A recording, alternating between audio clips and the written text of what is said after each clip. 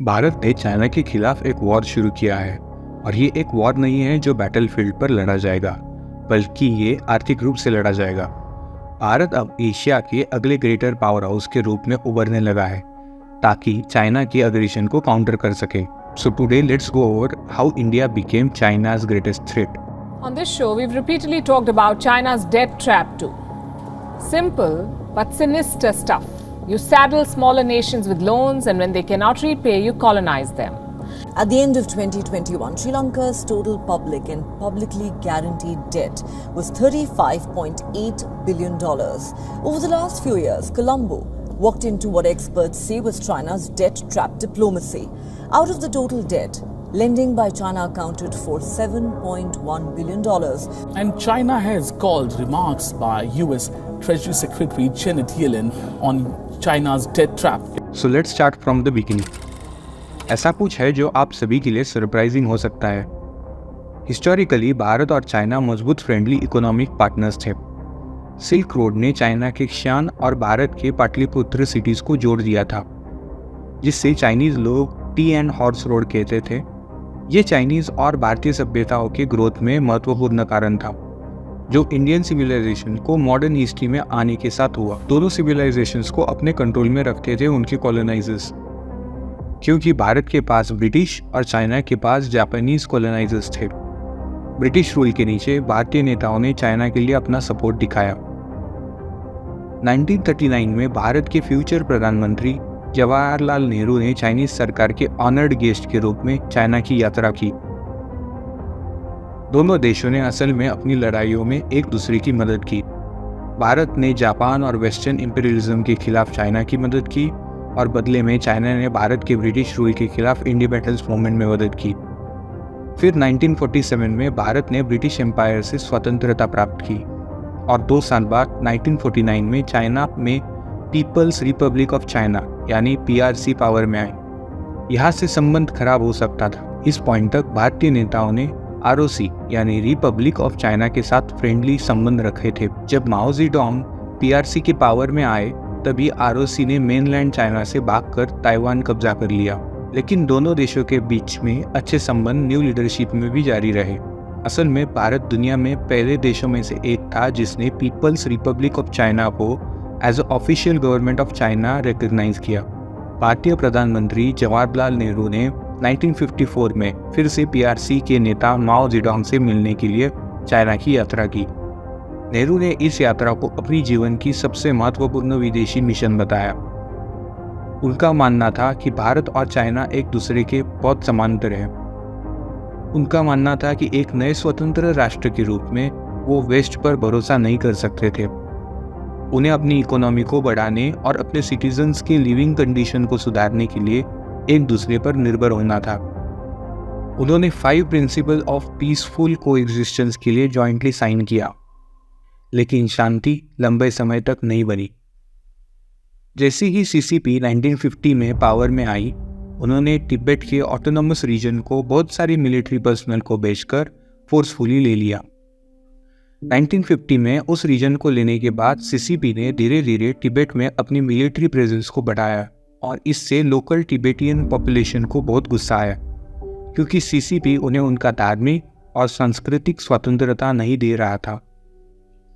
Chairman माओ को चाहिए था कि तिब्बत एक चाइनीज टेरिटरी हो। उन्हें इस बात का कोई मतलब नहीं था कि वहाँ के लोगों के पास उनकी अपनी संस्कृति और इतिहास है। इसलिए 1958 में तिब्बत में CCP के खिलाफ एक रेबिलियन हुआ। तिब्बती लोग CCP को भगा देना और अपनी ज़मीन वापस लेना चाहते थे, लेकिन माओ ने अपनी डोमिनेंस को रीअसर्ट करने के लिए और ज़्यादा फोर्स को भेजने का फैसला किया। लोकल टिबेटियंस रिबल्स के पास PRC की पीपल्स लिबरेशन आर्मी या PLA के अगेंस्ट जीतने का मौका नहीं था, क्योंकि PLA के पास संख्या का एडवांटेज और अनुभव था। भारत इस दबाव को ध्यान से देख रहा था।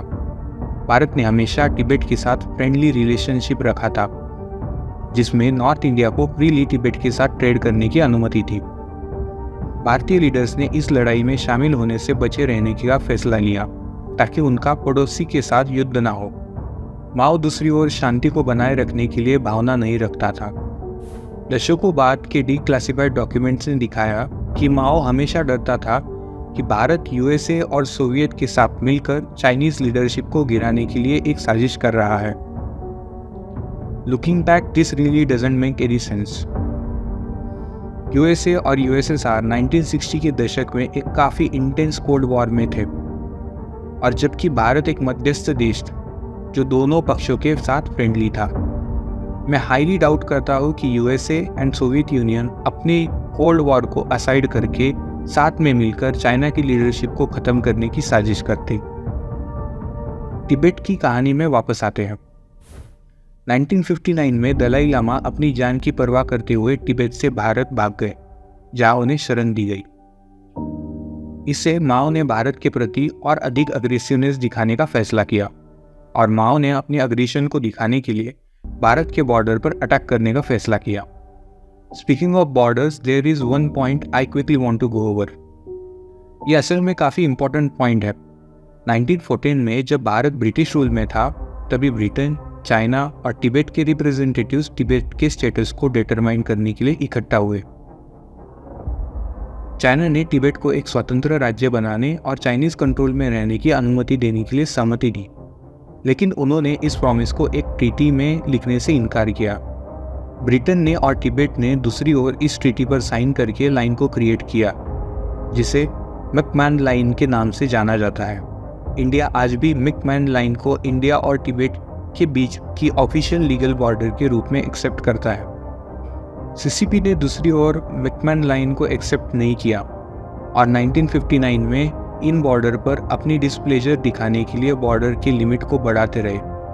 इसने दोनों ओर बॉर्डर के आसपास अपनी मिलिट्री प्रेजेंस बढ़ाने का कारण बना दिया, और फिर अगस्त 1959 में दोनों देशों के बीच में वेस्ट साइड ऑफ बॉर्डर्स पर पहला क्लैश इरप्ट हो गया। चाइनीज आर्मी भारतीय रीजन में दाखिल हो गए। फिर एक महीना बाद ईस्ट बॉर्डर पर क्लैशेस हुए। इस समय भारत को पता चला कि चाइना ने भारतीय टेरिटरी के अंदर एक रोड बनाई थी, जो आज भी एक काफ़ी बड़ी समस्या है। इन इश्यूज को सेटल करने के लिए चाइना ने भारत को west side of a border देने का ऑफर दिया, बट कंडीशन थी कि भारत ईस्ट साइड की टेरिटरी चाइना को दे। भारत ने इस ऑफर को डिक्लाइन किया, और अगले कुछ सालों में फायर फाइट्स चलते रहे। फिर 1962 में चाइनीज आर्मी ने एक भारतीय पोस्ट की खोज की, जिससे वो चाइना की बॉर्डर के अंदर बनाया ऐसा मानने लगे। ये इंफॉर्मेशन माओ तक पहुंची, और उन्होंने इसे एज अ फाइनल स्ट्रॉ देखा। माओ ने चुपके से हजारों सोल्जर्स को both east and west side पर भेजने का फैसला किया। देन पीपल्स लिबरेशन आर्मी ने अटैक किया ऑन बोथ साइड्स, और इंडियन सोल्जर्स को ये सरप्राइजिंग था। इंडियन सोल्जर्स की संख्या कम थी, और उनके पास एक्सपीरियंस भी कम था। पीपल्स लिबरेशन आर्मी दूसरी ओर कोरिया, वियतनाम और ताइवान में अपने वॉर से काफ़ी एक्सपीरियंस से भरे हुए थे। भारतीय आर्मी को हराया गया, और सीसीपी ने भारतीय टेरिटरी के पार्ट को कैप्चर कर लिया। भारतीय आर्मी ने ज़्यादा सोल्जर्स को लाने का डिसीजन लिया, लेकिन माओ उसके लिए तैयार था, और उसने इसे काफ़ी आसानी से दबा दिया। इस समय भारत ने अपनी टेरिटरी को वापस लेने के लिए यूएसए सेना की मदद मांगी। इस समय यूएसए केवल 2 देशों में से एक देश था जिसने न्यूक्लियर वेपन रखे थे, दूसरा देश सोवियत यूनियन था। सरप्राइजिंगली ये भी एक ऐसा इशू था जिसमें यूएसए और सोवियत की मिलकर सहमति थी। दोनों ने चाइना को एज एग्रेसर देखा, और चाइना खुद हिरोशिमा जैसे न्यूक्लियर वॉर को एक्सपीरियंस नहीं करना चाहता था। इसलिए उसने अपने सोल्जर्स को भारतीय टेरिटरी से बहुत सारी संख्या में वापस लाया। फिर भी सीसीपी ने डिसाइड किया कि पार्ट ऑफ इंडियन टेरिटरी के इस रीजन अक्साई चीन को कंट्रोल में रखे। इसी रीजन में उन्होंने शान हैंग से ला तक एक रोड बनाई थी। ये आज भी एक इशू है। माओ का और एक आइडियोलॉजिकल गोल था कि इंडिया को कोल्ड वॉर के समय यूएसए के साथ अलाइन नहीं होने देना चाहिए। माओ का विचार था कि अगर आप भारत को दिखा सकते हैं कि चाइना बहुत स्ट्रांग है, तो भारत डर कर कुछ भी करने से रुक जाएगा। बट इस अटैक से एग्जैक्टली उल्टा हो गया।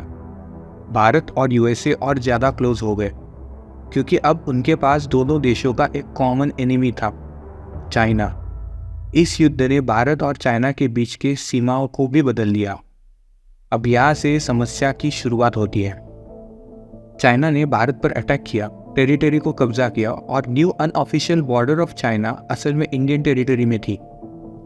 1967 में एक वॉर हुआ और इस बार भारत ने कुछ चाइनीज सोल्जर को पीछे ढकेलने और कुछ अपने टेरिटरी को वापस कैप्चर करने में सक्सेसफुल रहा। And this change what China control in terms of territory versus what China believe to be its territory. China ये मानता है कि 1962 में जो भी क्लेम किया गया है वो सब चाइना का हिस्सा है और 1967 में उसमें से वो कुछ हिस्सा हार गया। भारत मैकमन लाइन एग्रीमेंट को ऑनर करता है और मानता है कि चाइना अभी भी भारतीय टेरिटरी को गलत तरीके से कब्जा कर रहा है। ये एक मेन रीज़न है कि एक सब्सिक्वेंट क्राइसिस यहाँ होने का। दोनों देशों की आर्मी बॉर्डर के एरिया में पेट्रोल कर रहे हैं और दोनों देशों के पास अपनी बॉर्डर का एंड कहाँ पर है इसके अलग अलग डेफिनेशन है। सो आप समझ सकते हो कि ये क्यों एक क्राइसिस के लिए रेसिपी है।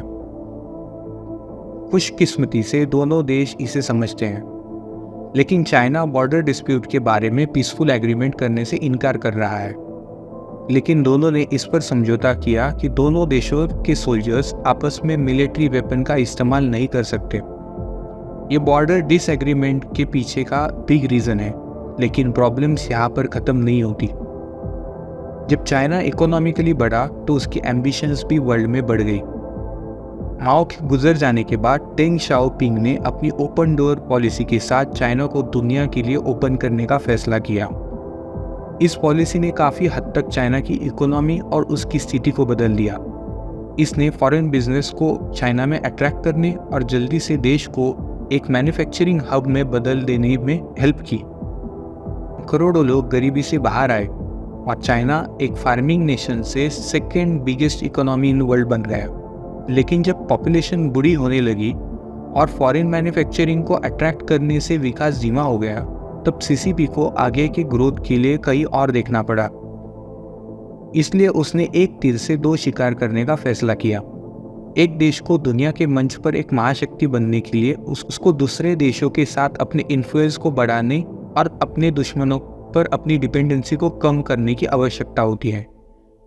In short, China needed to get stronger and minimize its weakness. अब हम कहानी में थोड़ा आगे बढ़ते हैं, क्योंकि ये प्लान शी जिनपिंग के राष्ट्रपति बनने पर शुरू हो गया।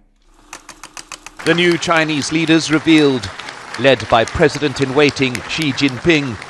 So he got 99.86% of the vote of the National People's Congress voted first to confirm Xi Jinping as China's head of state, as its president.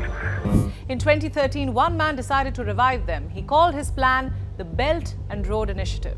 President बनने के बाद शी जिनपिंग ने दुनिया भर में अपनी इन्फ्लुएंस बढ़ाने के लिए हिस्ट्री का सबसे एम्बिशियस प्रोजेक्ट को शुरू किया।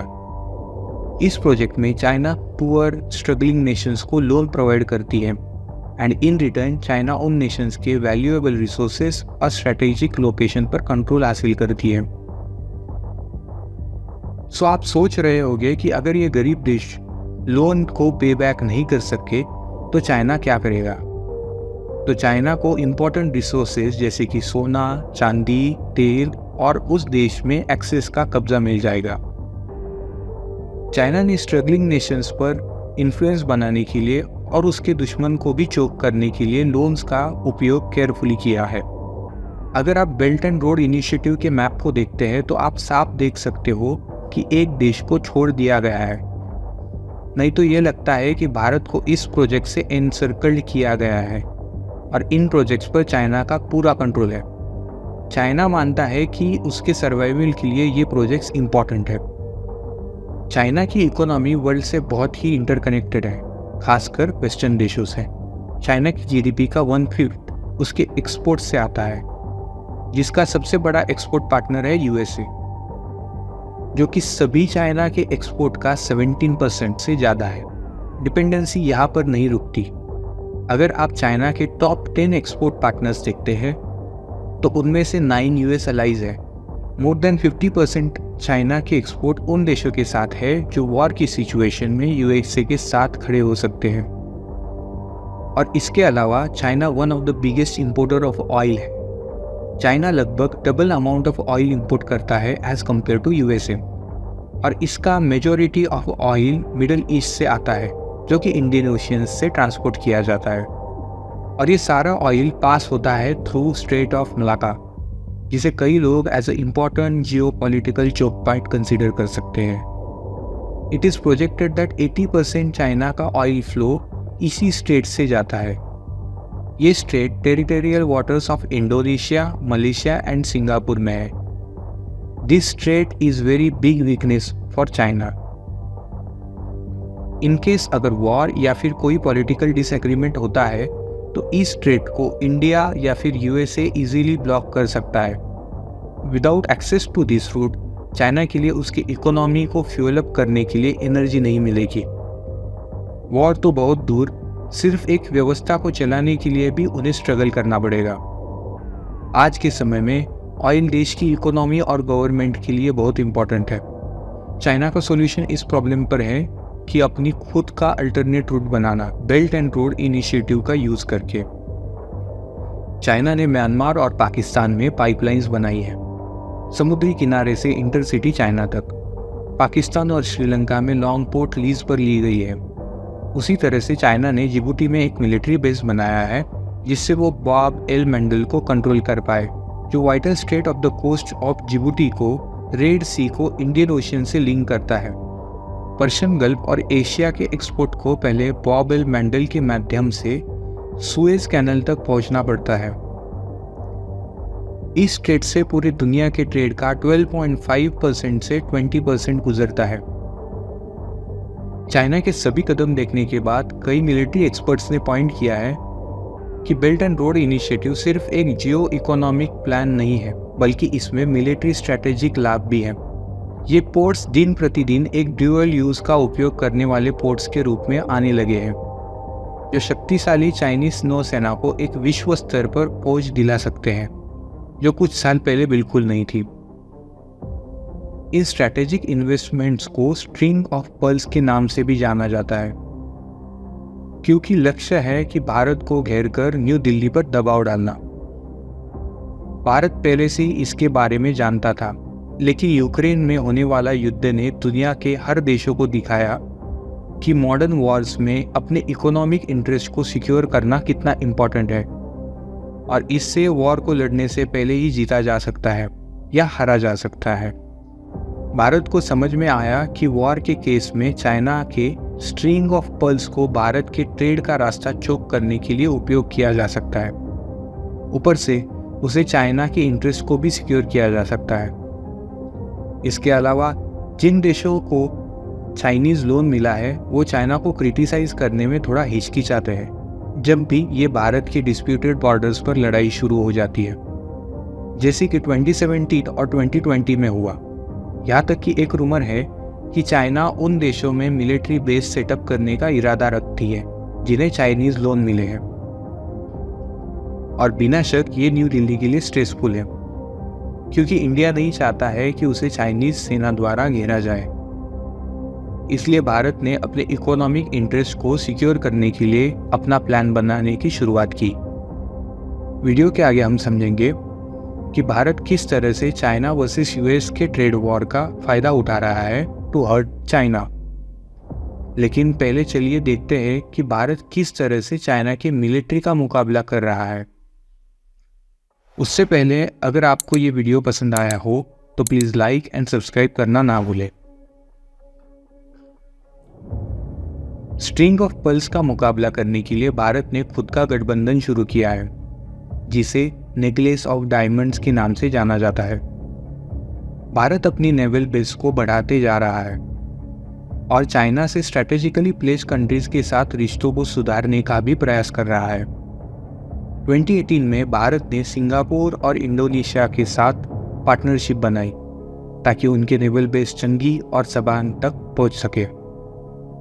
इससे भारत का इन्फ्लुएंस और एक्सेस ऑफ मलाक्का स्ट्रेट बढ़ गया, जो कि चाइना और पूरे वर्ल्ड के लिए इम्पोर्टेंट चोक पॉइंट है इन टर्म्स ऑफ ट्रेड। उसी साल भारत ने ओमान के दम पोर्ट का मिलिट्री एक्सेस भी हासिल किया। ये पोर्ट भारत की पर्शियन गल्फ से क्रूड ऑयल इंपोर्ट को फैसिलिटेट करता है। इसके अलावा Indian facility 2 important Chinese pearl के बीच में लोकेटेड है, अफ्रीका में जिबूटी और पाकिस्तान में ग्वादार। भारत ने सेशेल्स के साथ एग्रीमेंट साइन किया फॉर नेवल बेस, जिससे भारत का प्रेजेंस अफ्रीकन कॉन्टिनेंट में भी बढ़ जाए। इसके अलावा भारत ने सेंट्रल एशिया में मंगोलिया के लिए क्रेडिट लाइन एक्सटेंड किया है, जहां पीएम मोदी ने एक बायलैटरल एयर कॉरिडोर डेवलप करने के लिए सहमति दी। न्यू दिल्ली ने जापान और वियतनाम के साथ रिश्तों को सुधारने के लिए बहुत कुछ किया है। इस रिश्ते ने भारत के व्यापार को बढ़ाने में मदद की और कॉन्सिक्वेंटली भारत के चारों ओर के देशों पर इन्फ्लुएंस इंक्रीज करने में मदद की। लेकिन भारत ने यह समझा है कि ये इतना ही काफ़ी नहीं है। भारत ने चाइना से अपनी इकोनॉमिक ग्रोथ को तेज़ी से बढ़ाने और चाइना से बिजनेस छीन लेने के और बड़े कदम उठाए हैं। पिछले कुछ दशक में चाइना में लिविंग स्टैंडर्ड्स और वेतन भी बेहद बढ़ गए हैं। इससे उन कंपनीज के लिए एक समस्या बन गई है जो लो लेबर कॉस्ट के लिए चाइना गई थी।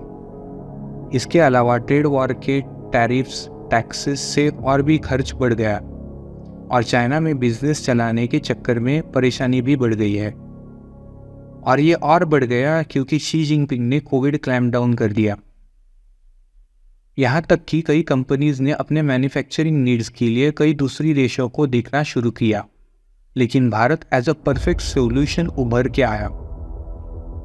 भारत की पॉपुलेशन तेजी से बढ़ती जा रही है और यूएन के अनुसार ये अब ऑफिशियली दुनिया का सबसे बड़ा देश है। और इसके अलावा भारत की पॉपुलेशन चाइना के पॉपुलेशन के मुकाबले बहुत यंग है। भारत में मीडियन एज है 28, जबकि चाइना में है 38। भारत के ज़्यादातर काम करने वाले लोग इंग्लिश बोलते हैं। इनफैक्ट भारत के पास दुनिया में second largest English speaking population है।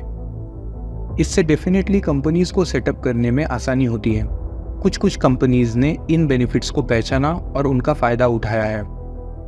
इसका एक उदाहरण है एप्पल, जो अपने कुछ आईफोन प्रोडक्शन को तमिलनाडु और कर्नाटका के भारतीय राज्यों में एस्टेब्लिश कर चुका है और अपने आईपैड प्रोडक्शन को साउथ एशिया देश में एस्टेब्लिश करने का विचार कर रहा है।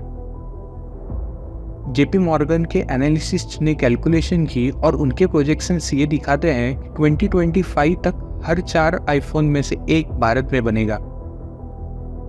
भारत सिंपली कैपिटलाइजिंग कर रहा है उन कमियों को जो कोविड के कारण चाइना में दिखी। एप्पल को चाइना के ऊपर जो डिपेंडेंसी है फॉर मैन्युफैक्चरिंग वो हमेशा से कम करनी थी।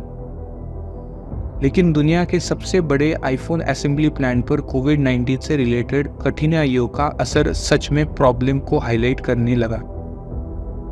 कंपनी को कोविड-19 से रिलेटेड डिसरप्शंस की वजह से बिलियंस ऑफ डॉलर्स वीकली का नुकसान उठाना पड़ा। इससे समझ में आता है कि एप्पल कंपनी इस प्रकार की प्रॉब्लम से बचना चाहती है। भारतीय सरकार ऐसे फॉरेन डील्स का स्वागत करती है क्योंकि भारत के प्रधानमंत्री मोदी ने 2014 में पीएम बनने के बाद से फॉरेन डायरेक्ट इन्वेस्टमेंट को अट्रैक्ट करने पर काम किया है और एफडीआई को रिकॉर्ड हाई 83.6 बिलियन डॉलर्स तक पहुंचाया। Low cost of labour, low cost of production and willing government.